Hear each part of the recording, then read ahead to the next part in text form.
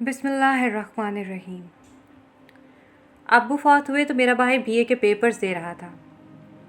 باپ کی ناگہانی موت نے ہم سب کو ہلا کے رکھ دیا۔ تاہم بھائی ظاہر صدمے سے نیم جان تھے۔ چھوٹا بھائی راشد FA میں اور میں 8ویں میں پڑھ رہی تھی۔ والد کی دائمی جدائی کا دکھ ہم کو بھی تھا، مگر سب سے زیادہ متاثر زاہد بھائی ہوئے تھے، کیونکہ وہ مزید تعلیم حاصل کرنا چاہتے تھے۔ لیکن اب جب کہ ہمارے گھرانے کی کشتی بیچ مجدار میں ڈول رہی تھی، ان کو ہی گھر کے شرازے کو بکھرنے سے بچانا تھا۔ وہی اب اس کشتی کے کھیون ہار تھے، لہٰذا انہوں نے آگے پڑھنے کا ارادہ ترک کر دیا۔ امی بیچاری ایک گھریلو خاتون تھی۔ بے شک انہوں نے گریجویشن کیا تھا، لیکن کبھی نوکری نہ کی تھی اور نہ وہ گھر سے نکلتی تھی۔ ساری عمر اپنے بچوں کی چھوٹی سی جنت کو بنانے سنوارنے میں لگی رہی۔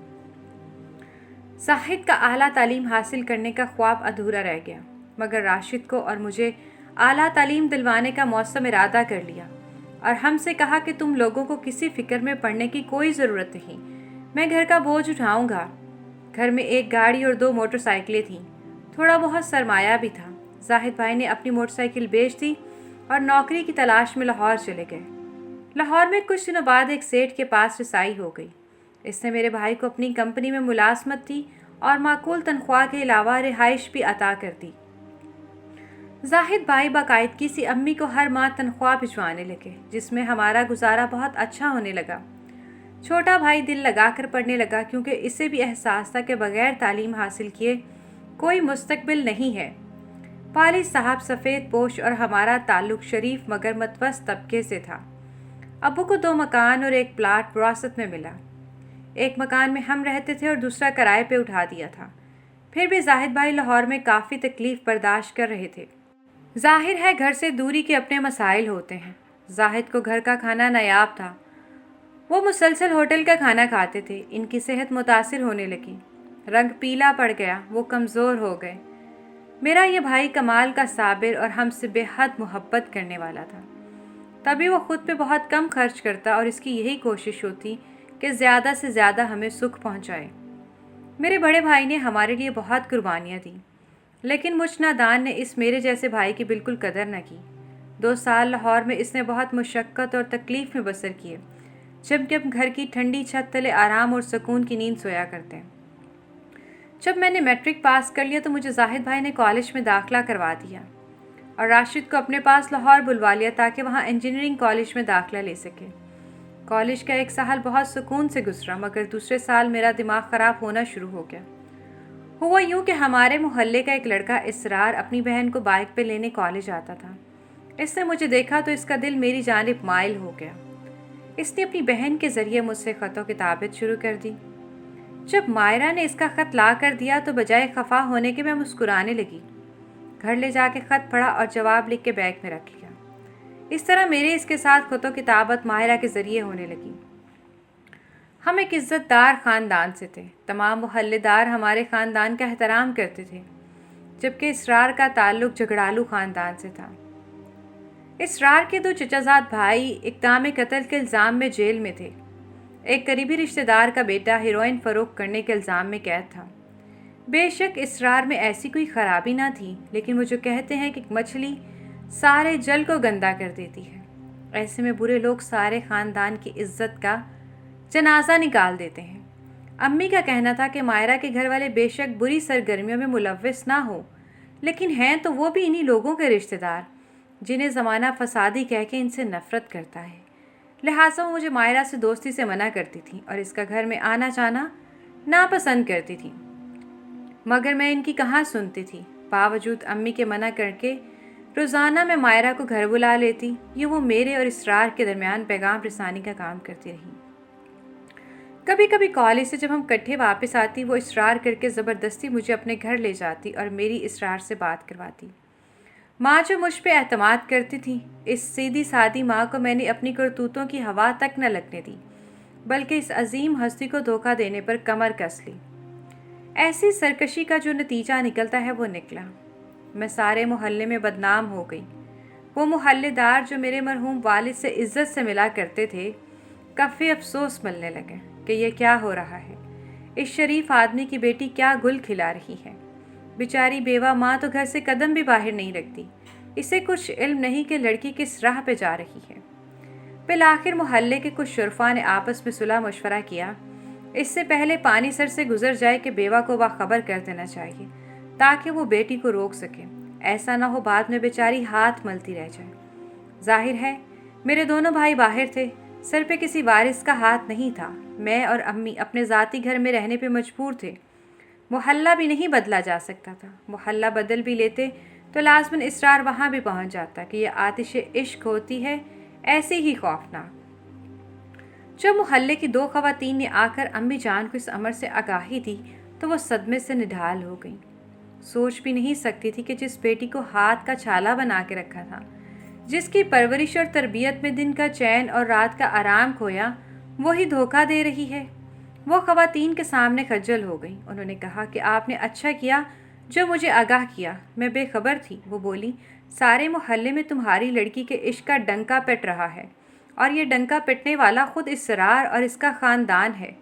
बच्चे बच्चे को तुम्हारी लड़की और इसरार के ताल्लुक़ का इल्म है, बस एक तुम ही बेखबर हो बहन। हमारी मानो, अपने लड़कों को बुलवा लो, इन्हें सूरत हाल से आगाह करो और अपना मकान फ़रोख्त करके नकल मकानी कर जाओ, वरना वो दिन ज़्यादा दूर नहीं जब तुम हर किसी से मुँह छुपाती फिरोगी। हमारा फ़र्ज़ था तुम्हें आगाह करना, सो हमने कर दिया, आगे तुम्हारी मर्ज़ी।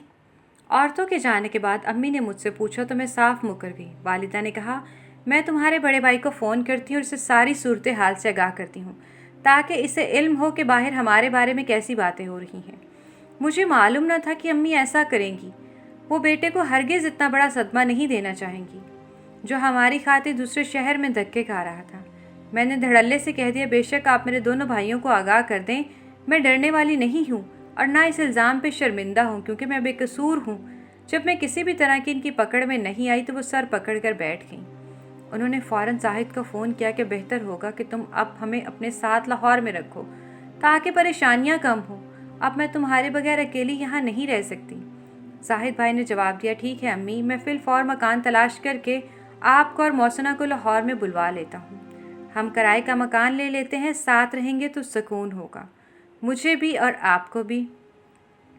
इसके बाद फ़ौरन ही जाहिद ने घर तलाश कर लिया और अम्मी को फ़ोन किया कि ज़रूरी सामान बांध लें, मैंने घर ले लिया है, आपको जल्द लेने आ रहा हूँ। जाहिद भाई हमें लेने आए। मैंने रोना शुरू कर दिया कि मेरे सालाना इम्तिहान सर पर हैं, मैं भी अपना कॉलेज हरगिज़ नहीं छोड़ूंगी, मुझे इम्तिहान देने हैं। मुझे रोता देखकर जाहिद भाई परेशान हो गए और कहा, ठीक है अम्मी, मैं बाद में आप लोगों को ले जाऊँगा, आप मौसना को इम्तिहान देने दें। ठीक कह रही है। भाई वापस चला गया। मैंने सुख का सांस लिया। हालांकि सालाना इम्तिहान में भी 6 माह बाकी थे। जाहिद भाई बेचारा 6 माह लाहौर में हमारी खातिर मकान का किराया भरता रहा। मैंने इम्तिहान का बहाना बनाया था, वरना अब मुझे पढ़ाई की भला क्या परवाह थी। मैं किसी और खेल में मशगूल थी। इम्तिहान हो गए, मैं फ़ेल हो गई। माँ ने अपना सर पीट लिया और कहा, चल तैयारी बांध लाहौर चलने की। लेकिन मेरे लिए तो इसरार की जुदाई मौत और ज़िंदगी का सवाल बनी हुई थी। तरकीबें सोचने लगी, अब क्या करूं, कैसे माँ को लाहौर जाने से बाज रखूं। मैंने इसरार से जिक्र किया। इसरार ने कहा, ठीक है, मैं अपने घर वालों को तुम्हारे घर रिश्ते के लिए भेजता हूँ, तुम्हारी वालदा से रिश्ता तलब करें। इस तरह तो बात खुल जाएगी, वो रिश्ता भी नहीं देंगी और मुझे लाजमन लाहौर ले जाएंगी। और क्या हो सकता है बताओ, अगर रिश्ता नहीं देंगी तो हम कोर्ट मैरिज कर लेंगे। ऐसा कतई नहीं हो सकता। मैं अपनी बेवा माँ की नेक नामी पे इतना बड़ा दाग नहीं लगा सकती। वो ज़िंदा दरगोर हो जाएंगी और मेरा भाई जो मुझसे इस कदर प्यार करता है, मेरे घर से भाग कर शादी करने पे उसका तो हार्ट फेल हो जाएगा।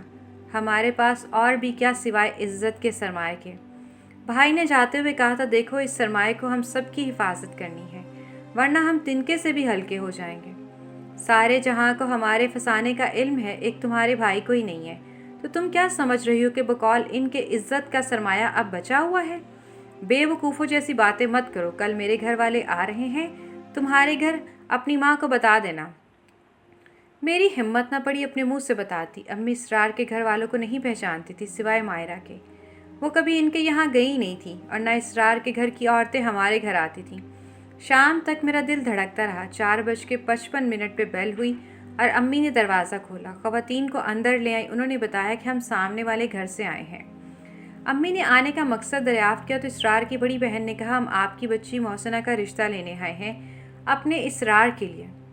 اسرار کا نام سن کر ماں بجھ کے رہ گئی، گویا محلے کی عورتوں نے جو کہا تھا حرف بحرف درست کہا تھا۔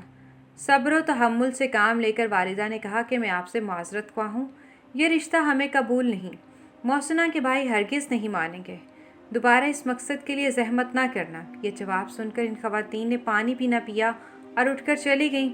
ان کے جانے کے بعد پہلی بار میری ماں نے پشت پر 2 تھپڑ مار کر کہا، تو کہتی تھی کہ ایسی کوئی بات نہیں، سارا زمانہ جھوٹ کہتا ہے اور تم سچی ہو۔ زمانہ سچ کہتا ہے امی، جب پر ہو تبھی کوا بنتا ہے۔ یہ صحیح بات ہے، مجھے اسرار سے ہر صورت شادی کرنی ہے۔ جانتی ہو کہ لوگ ان کے بارے میں کیا رائے رکھتے ہیں؟ جو بھی رائے رکھتے ہو، اسرار نے تو کوئی جرم نہیں کیا، نہ اس پہ کوئی کیس ہے اور نہ اس نے کسی سے جھگڑا فساد قتل کیا ہے۔ وہ نشہ بھی نہیں کرتا، اگر اس کے کچھ رشتہ دار خراب ہیں تو اس سے ہمیں کیا؟ بیٹی، رشتے کے لیے سارا خاندان دیکھا جاتا ہے، صرف گھرانہ یا لڑکا نہیں۔ تو اسرار کا خیال ذہن سے نکال دے، ورنہ ہم سب برباد ہو جائیں گے۔ زاہد اور راشد کے کان میں اس معاملے کی بھنک بھی پڑ گئی تو وہ خود کو شوٹ کر لیں گے یا پھر کسی اور کی جان لے لیں گے۔ اللہ کے واسطے تو اس رشتے سے باز آ جا، ورنہ یاد رکھنا کہ انجام اچھا نہ ہوگا۔ مجھ پر ان دنوں عشق کا جادو سر چڑھ کر بول رہا تھا۔ میں نے صاف کہہ دیا کہ امی، اگر تم نے میری اسرار سے شادی نہ ہونے دی، مجھے زبردستی لاہور لے جانے کی کوشش کی تو میں گھر سے بھاگ کے اسرار کے ساتھ شادی کر لوں گی۔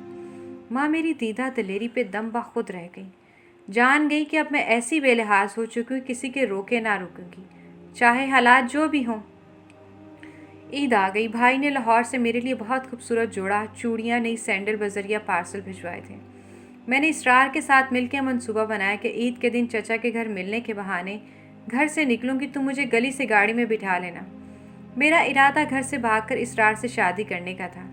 اللہ جانے یہ بات کیسے چچازاد بھائی نے سن لی، شاید اسرار نے اسے بھی اس منصوبے میں شامل کیا ہوگا۔ بہرحال اس نے اپنی بڑی بہن کو بتا دیا کہ عید کے روز ایسا ہونے جا رہا ہے۔ اسرار کی یہ چچازاد بہن شادی شدہ تھی اور اس کی ایک جوان بچی بھی تھی جو ہمارے ہی کالج میں پڑھتی تھی۔ وہ ایک بار مائرہ کے ساتھ ہمارے گھر آئی تھی۔ اسے اس کی ماں نے پرچے پہ ساری بات لکھ کر دی اور عید سے 1 روز پہلے وہ یہ رکا لے کر ہمارے گھر آئی۔ جب میں اس کے لیے چائے بنانے کچن میں گئی، اس نے جلدی سے رکا امی کی مٹھی میں دے دی، کہا کہ آنٹی میرے جانے کے بعد پڑھ لینا، ابھی چھپا لیں۔ اماں نے رکا پڑھ لیا مگر مجھے کچھ نہ بتایا۔ میں نے رات کو ساری تیاری کر کے رکھ لی اور جب عید کے روز صبح اٹھی تو دیکھا کہ امی سو رہی ہے۔ عجب بات لگی کہ ماں تو ہر روز سویرے اٹھنے کی عادی تھی، جبکہ آج تو عید کا دن تھا۔ میں نے امی کو جگایا نہیں، نہا دھو کر تیار ہو گئی، بس جوڑا زیب تن کرنا باقی تھا۔ اس عید پر بھائیوں نے آنے سے مجبوری ظاہر کر دی تھی کیونکہ اخراجات زیادہ ہو رہے تھے۔ امی کو صبح صبح بھائی نے فون کرنا تھا، گھنٹی بجنے لگی، وہ پھر بھی نہ اٹھی۔ تب میں ان کے کمرے میں گئی، امی کو اٹھانے لگی کہ بھائی کا فون ہے اٹھیے، لیکن وہ بے حس پڑی تھی۔ ہلایا جلایا تو میری چیخ نکل گئی۔ ان کی روح کب سے انصری سے پرواز کر چکی تھی، بے جان جسم بستر پہ پڑا تھا، یقین نہیں آ رہا تھا کہ امی مر چکی ہیں۔ گھنٹی مسلسل بج رہی تھی، میں نے فون اٹھایا، زاہد بھائی نے کہا عید مبارک، لو راشد سے بات کرو۔ تبھی میری سسکیاں نکل گئی۔ بھائی نے پوچھا کیا ہوا ہے گڑیا، کیا ہوا ہے میری جان، کیا ہوا ہے مجھے بتاؤ، کیوں رو رہی ہو؟ کیا بتاتی، بس اس قدر کہہ سکی بھیا امی اب اس دنیا میں نہیں رہیں۔ دونوں بھائیوں کے آنے تک امی کو نہلا کر کفن دیا جا چکا تھا۔ وہ شام 4 بجے پہنچے تھے، تب تک تایا نے امی کی قبر بھی کھدوا لی تھی، ایک کہرام برپا تھا۔ میں گھر کے ایک کونے میں گمسم بیٹھی تھی، آنسو بھی آنکھوں کا رستہ بھول گئے تھے۔ امید نہ تھی کہ میری پیاری ماں مجھے چھوڑ کر اتنی جلدی اس دنیا سے چلی جائے گی۔ بھائیوں نے چھٹیوں کی درخواست بھجوا دی اور امی کے انتقال کے 1 ہفتے بعد مجھے لے کر لاہور چلے گئے۔ گھر سے بھاگنے کا منصوبہ ماں کی موت کے صدمے میں خاکستر ہو گیا۔ اپنی سوچ پہ شرمندہ تھی، کیا کرنے چلی تھی، کاش پہلے اپنے بہکے قدموں کو روک لیتی تو میری پیاری ماں اپنی جان سے نہ جاتی۔ یقیناً انہیں یہ صدمہ لے ہی ڈوبا تھا۔ وہ رکا بعد میں مجھے ان کے پرس سے مل گیا تھا جو اسرار کی چچازاد بہن نے بھیجا تھا۔ میں نے اسے جلا دیا۔ اس ثانیے کے بعد زاہد بھائی کی شادی ہو گئی، گھر میں بھابھی آ گئی، اس گھر میں جس میں ماں کو آنا تھا۔ ایک ایسی عورت آ بیٹھی جسے میرا وجود ایک آنکھ نہیں بھاتا تھا۔ اب پچھتاتی تھی، کاش میں اپنی نادانی سے باز آ جاتی تو جلدی میں بھائی کی ایک ایسی لڑکی سے شادی پہ مجبور نہ ہوتے جو بالکل ان کے معیار کی نہ تھی۔ ہمارے لاہور والے گھر میں اس کے والدین ہمارے پڑوسی تھے جنہوں نے بھائی کو اکیلا دیکھ کر گھیرا اور اپنی بیٹی سے شادی کروا دی، کیونکہ میں اکیلی ماں کے بغیر گھبراتی تھی، روتی تھی۔ آج ماں یاد آتی ہے تو ان کی روح سے معافیاں مانگتی ہوں، اے کاش انہوں نے معاف کر دیا۔